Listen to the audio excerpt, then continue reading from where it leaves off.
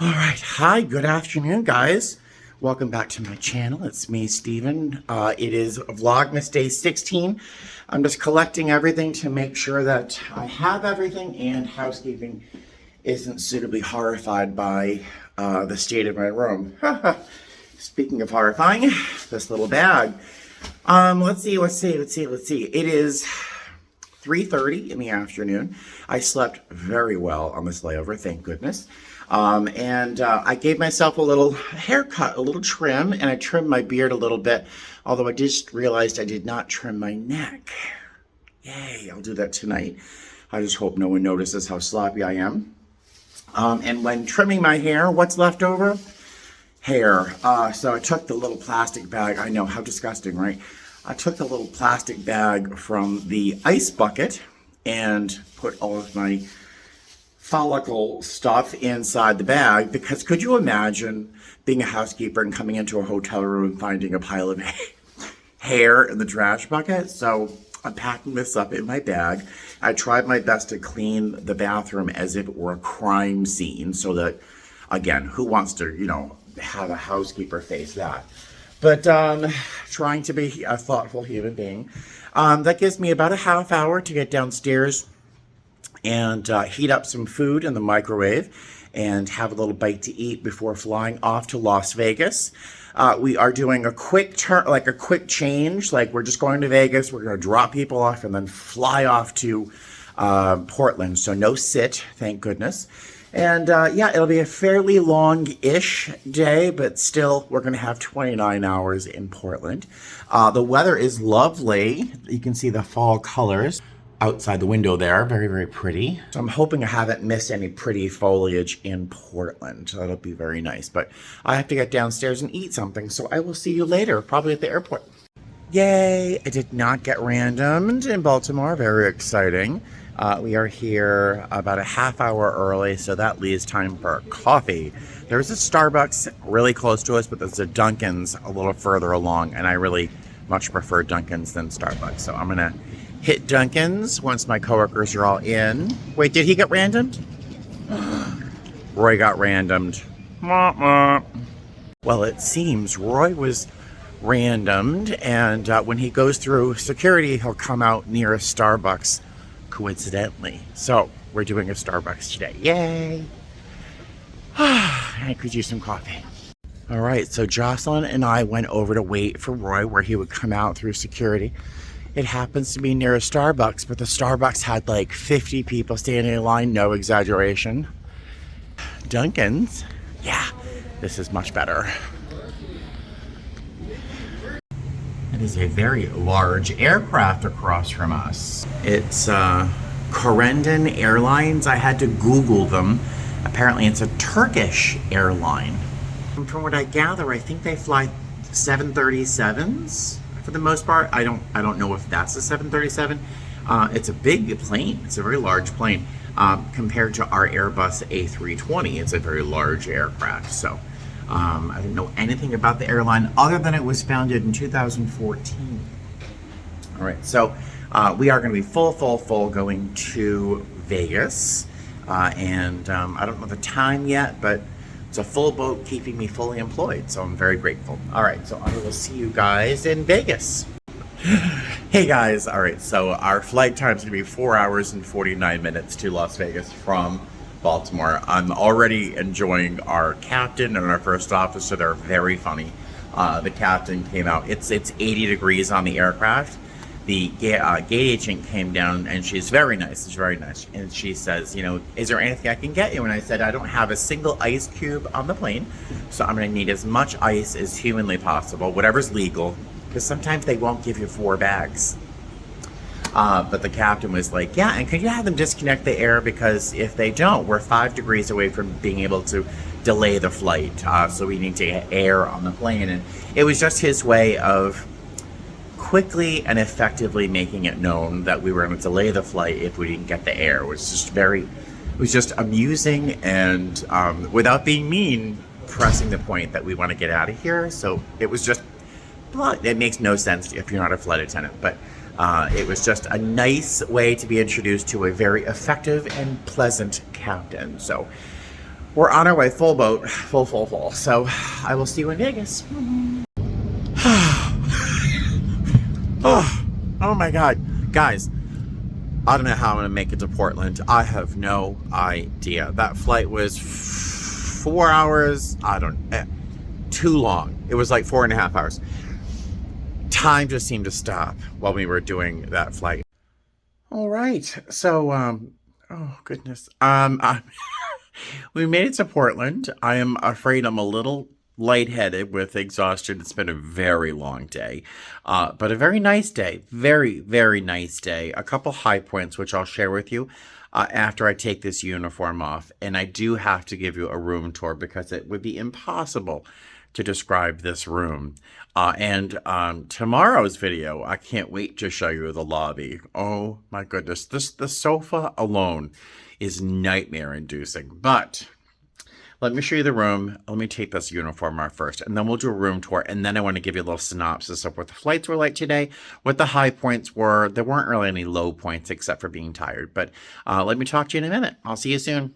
All right, so I just sat on the edge of the bed to take off my socks. I leaned back just for a moment, and I literally blacked out.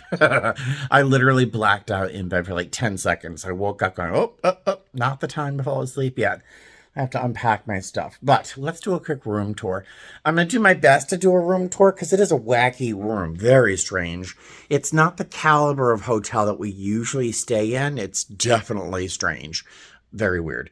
But I'll show you the hotel room. I'm going to have to be creative in what I don't show you and how I don't show you, because while this hotel chain is very small and very strange, they have their logo everywhere. It's literally etched on glass in the mirror. I mean, but let's show you the room. I'll show you what I can. It's kind of weird. Ta-da. So kitchen, oh my goodness. The bathroom with the requisite television set and the phone right next to the toilet. So in case there's an emergency, you have that right there. Front door is right there.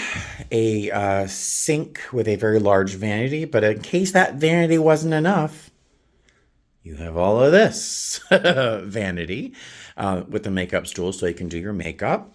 Over here, we've got a closet. Right here, we have a very large TV set. Well, it's not very large, but it's a big TV in front of the king-size bed, which is right there. Let me see if I can show you this. All right, I'm trying to block the hotel name with my hand from around the room. There is a glass divider between the bedroom area and the living room area with this, like, it's just really, I don't know who designed this, but it's got these like frosted decals on the glass, which is kind of wild. I mean, it's very strange. And then it took me a moment to see what this thing was. I thought it was like part of a heater, but it's where the ironing board is. Then you go over here to the big, vast living area, which is kind of weird. I don't know why this is so off-putting. Like, nothing is centered. It's just very weird. Table, chairs, and then over here, I can kind of show you this without the company name. Hold on. There's like a wet bar with a microwave, another TV. Thank God there's a microwave and a refrigerator. Yeah, questionable pattern choices here. And let me show you. Let me just put my hand over the company name. And then just to top everything off, we've got this really fancy mirror. Not to be mean, but every gay fiber of my being is reacting to this room. It's crazy. Wait till you see the sofa downstairs tomorrow. Oh my gosh. All right, so I'm going to put my food in the fridge, and then I'm going to give you a quick synopsis of today's flights. Really very, very nice. I mean, the day was very long, but our passengers were great. I think I have one or two stories I can share with you, so I'll talk to you in a minute. All right, so I'm feeling much more myself. I've settled in my room. I made a snack. If you remember my last trip, I brought a jar of peanut butter with a thing of pretzel sticks. I can't imagine how many calories. Now, you know, if you see me in person, I'm not counting calories, trust me. But I must have eaten a cup of peanut butter with those pretzel sticks last time. I mean, I ate so much peanut butter. I was just digging in, mowing down, not thinking about it, and just mindlessly eating peanut butter. So this time I brought a bag of popcorn. And this is a popcorn maker that I got as a recommendation from Fly with Stella on one of her videos years ago. It's silicone and it collapses down to literally this big, and it fits inside your suitcase really nicely. It weighs nothing and it works like a dream. It has a little lid. You just pop it on there, throw it in the microwave, and it's good to go. If I can find a link on Amazon, I'll think about adding it to the description box. It is super, super handy. And I'm blessed that I really enjoy plain popcorn. I don't want salt on it. I don't want butter. I don't want anything on it. No cheese or flavorings. I just like the taste and the feel, the crispness of fresh popcorn without anything on it. So, yay, a big win for this trip. So today's trips, 2 legs, were really nice. A little long because it was a fairly long day. We had like a 10.5 hour long duty day, which isn't the worst by any means, but it just felt very long.